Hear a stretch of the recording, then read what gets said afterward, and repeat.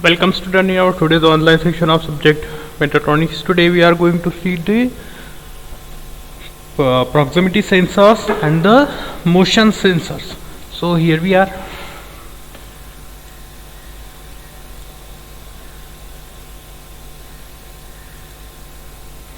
So here we are starting these motion sensors. So motion sensors, in this name itself we are get a idea that today we are going to measure the rotation, or either by we are going to use to measure the speed.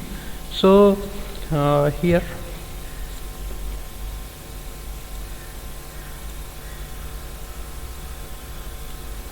so what is a sensor or what is a motion sensor?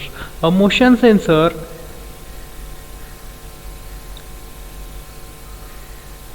is the key element of your security system because it is the best medium to find someone in the area where they should be. So motion sensors, in terms of the security or in terms of the motion of shaft or presence of some element or presence of some object on this ground or on its perfect place. So motion sensors are very much important because they tell us about the presence of some object, either it is a person or either it is a product. A motion sensor use one or more technologies to detect the movement in this area. So motion means here we are going to detect the motion, either it is angular motion, linear motion or motion of a person. If a sensor is loose footing, a signal is sent to your security safety control representative, which connects to your service center, alerting you and the monitoring a center to a hidden sensor in the area. So normally in case of security, if some person or object comes in contact with these motion sensors, then a signal is sent to the security or signal is sent to the control panel here. So encoders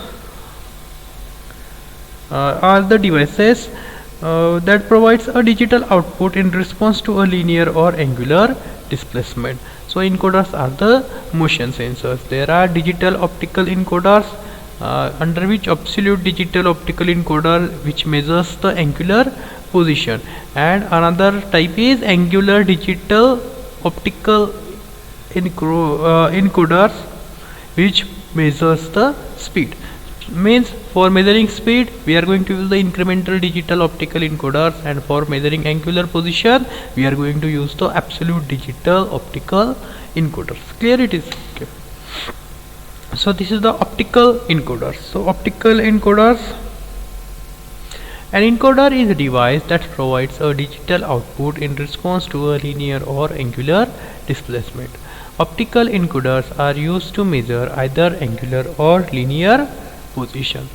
Those used for angular detection are commonly known as rotary or shaft encoders, since they usually detect the rotation of shaft.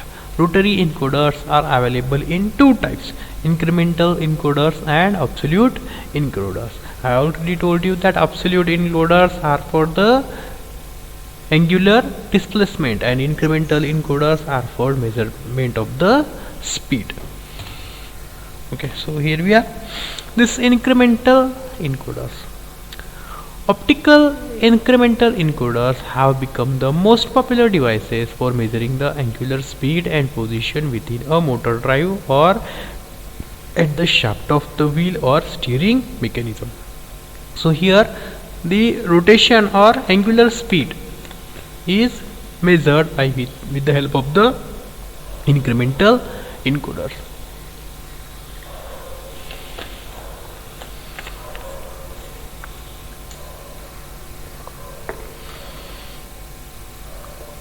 The incremental option encoder has only one track of equally spaced slot. It have only a one track. Either it will have a single track or okay. The incremental option encoder has only one track of equally spaced slot. Equally spaced slots you mostly saw in case of the gears. Position of shaft is determined by counting the number of slots that passes by photosensor, where each slot represents a known angle. This encoder system requires some initial reference point, which may comes from second sensor or reference sensor. So here we are having the two. One is position sensor and another sensor, it is the reference sensor. Okay. This encoder system requires some initial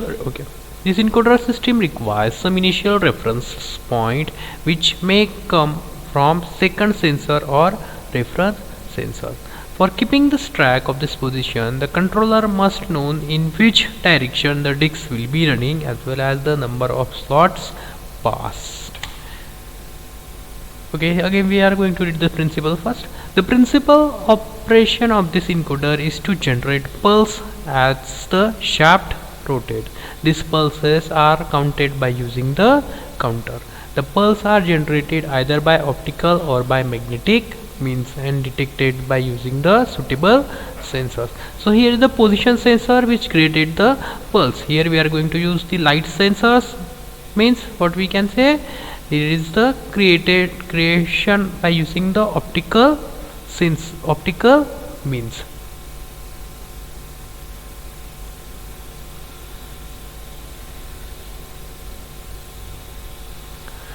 These pulses are counted by using the counter. The pulses is generated either by optical or by means of the magnetic means and detected by using the suitable sensor. The light source LED is passed through a thin window when the disc will be rotating. So the light sources will be passed through this thin window, and for this reference it is passing through this gear tooth. So this is for the reference and this is for the position sensor, and by counting this number of rotation we will get the angular speed of this disc here. Okay. Application of incremental encoders. The measurement of angular speed of shaft. It is used for measuring the angular position of an object, of an element. It is used for measurement of the shaft misalignment. Also can be measured by using this incremental encoders. Here we are having this block diagram of an incremental encoders, where this is the disc or shaft. One is having the position sensor and other is having the reference, and by using this decoder we can convert it into the pulse, and by counting the pulse we will get its value of the speed or angular position of this element. Okay, now so here we are having this absolute encoders. So you can see on your screen what is this absolute encoder. An absolute encoder generates a digital word that represents the encoder's actual position. So here we are going to get the digital value as well as its speed and direction of motion. Here you can see an absolute encoder disc has series of concentrated tracks. Here you can see this is the optical encoder disc. This absolute encoder disc is directly placed on the shaft or on this object whose motion is we are going to sense. Each consisting of an transparent apex segment. Here you can see these are the segments. This gray color, these are the gray color segments which starts from 0, 1, 2, 3, 4, 5, 6, 7, 8, 9, 10, 11, 12, 13, 14, 15. Here you can see this decimal which are 0, 1, 2, 3, 4, 5, 6 up to 15, and each having its value on this gray scale. For 0 it is having a 4 times 0, 4, 1 it is just 001, for 2 it is 0011. So this is the encoder disc having a gray color segment, and each having the number on the decimal on the gray scale. Here you can see the encoder, absolute encoder on this image here. This is the encoder disc. Okay, it consists of an encoder disc and an array of optical source. This is the array and optical source means LED, and array of photo detectors. Here we are having this photo transistors or photo detectors, and these are the LED light sources. The encoder disc has number of traces on it, and these traces are arranged in a gray mode. So these are the traces which are arranged in a gray mode. The gray coding has the advantage over other coding that only one bit trace is changed per step. These are the steps 0, 1, 2, 3, 4. These avoid the misreading. The optical source is fixed on one side of encoder disc, and on other side of disc photodetectors are arranged such that whenever the traces of disc comes across the optical source, light emitting from it can be sensed by photodetector. Okay, so it is clear that optical source is fixed on one side of the encoder disc. Here this is the disc, and on one side of this disc we are having the photodetector. This is the, suppose this is the front view of this disc. So on one side we are having the photodetectors, and another side we are having the LED source. Such that whenever the trace of disc comes across the optical source, the light emitting from it can be sensed by photodetectors, which is shown in this figure here. This is the same. This optical source is fixed on one side of encoder disc, and on other side of disc photodetectors are arranged such that whenever trace of disc comes across the optical source, light emitted from it and can be sensed by a photodetector. On this diagram, for this diagram, this is the explanation part. Okay, now we are going to see this proximity sensors or proximity detectors. So proximity sensors are the non-contact type displacement sensor, i.e. proximity sensors are used to sense and indicate the presence of an object without physical contact. So here without physical contact we are going to sense the object without contacting it. So there are three types of proximity sensor. First one is the inductive proximity sensor, second one it is the capacitive proximity sensor, and third type it is the optical proximity sensors.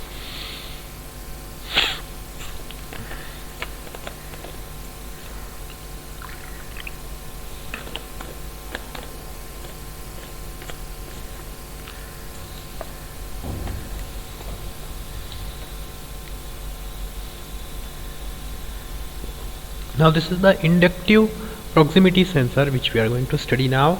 So in case of this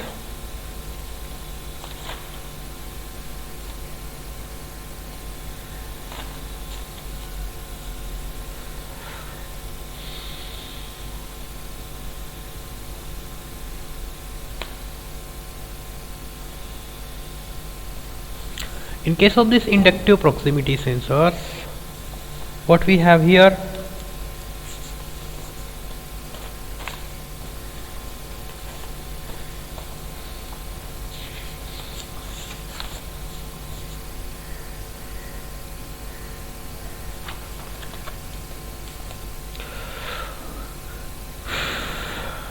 this inductive proximity sensors uses electromagnetic, inductive and reductive or capacitive principles. The switch detects the presence of or absence of target. It can be detected when the target comes into close position proximity of this metal. The switch is on off sensor. Here you can see it is the output switch which is having the on off sense. It indicates the presence or absence of the target. Here the oscillator produces the magnetic flux lines. Here you can see this is the magnetic flux line that radiates out from the sensor end. Here it is the complete assembly of the sensor, and this is the sensor end. Just focus on this cursor. So this is the sensor end which is connected to the oscillator, which is connected to the control system, and lastly we have the output switch. Okay, so the oscillator produces the magnetic flux lines. Here the magnetic flux lines. When the switch is not sensing anything in the field, then the strength of oscillator is at maximum. So the strength of this oscillator is maximum when there is no presence of target or not presence of anything in its magnetic flux lines. But when the target plate comes in proximity to the sensing plate, then the oscillator frequency changes. So when this target comes in contact with this magnetic flux lines, at that time the frequency of this oscillator changes. The integrator detects the difference in oscillator circuits and sends it to an output to the trigger. Here we have the trigger or control panel which activates the output part of the proximity switch. So whenever something comes in this magnetic flux lines, and if it is having a proper value, then we will get about the sense of the presence of target or presence of some object in the near the sensor. So the integrator detects the difference in the oscillator circuit frequency and sends an output to the trigger which activates the output part of the proximity switch. Okay. Again we are having this optical proximity sensor. So optical proximity sensors are the simple one where the light source is kept on one side and photodetector is placed on the other side, and continuously a ray of light is going there. When this ray of light get interrupted, at that time we get about the presence of an object at that place. Here we are going to read again. The optical or photoelectric sensors commonly in industrial application can be broken down into the three basic groups: opposed, then retroreflective and diffuse. The first two of these categories are not really proximity sensors in this stricted sense of terminology. Effective range varies from a few inches out to a several hundred feet. Optical proximity sensors sometimes called interrupts because whenever this whenever this ray of light get interrupted, we get about the sense of presence of object. Called the interrupts uses a light source and sensors that are mounted in such a way that the object to be detected cuts the light path. A photodetector counts the number of cans on an assembly line. Here you can see, here we are going to count the number of cans on the assembly line. There are four types of photodetectors can be used: photoresistors, photodiodes, phototransistors and photovoltaic cells. Okay. So this is the last type of this capacitive of this proximity sensor, and it is capacitive proximity sensor. Here the sensing surface of the sensor probe is the electrified plate. Here you can see if the target is again the electrified plate, and here the one sensor which we name it as sensing electrode, it is again electrified, and when these two comes in contact, we will get the change in capacitance, and by measuring this we can sense the presence of target plate in this around the sensor. The sensor electronic continuously changes the voltage on the probe surface. The amount of current required to change this voltage is measured with indicates the amount of capacitance distance between the probe and the target. This is the probe and this is the target. As the capacitance between them is changed, we will get about the idea of the distance between the two. This can be used for non-metallic materials such as paper, glass, liquid and cloths. So here you can see this is the probe and this is the target, and whenever the gap between them d can be calculated by knowing this change in capacitance C. We having formula C is equals to A into epsilon on d, where C is the capacitance which we will get know. Then this is dielectric constant of the gap of the material. Typically we use the gap we use the medium as air. D is the gap distance between the probe and the grounded target.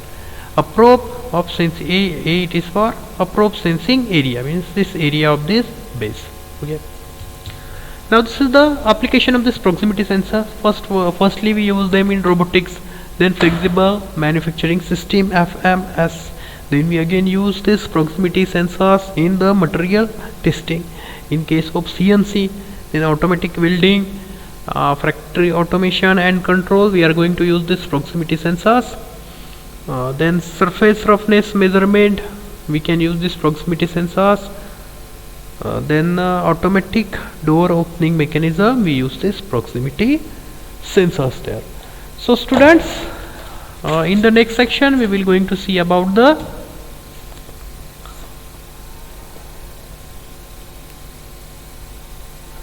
we will going to see about these force and pressure sensors and the flow sensors. Also we are going to see this bias sensors or color sensors. Okay, so see you soon in the next section. Here we are stopping.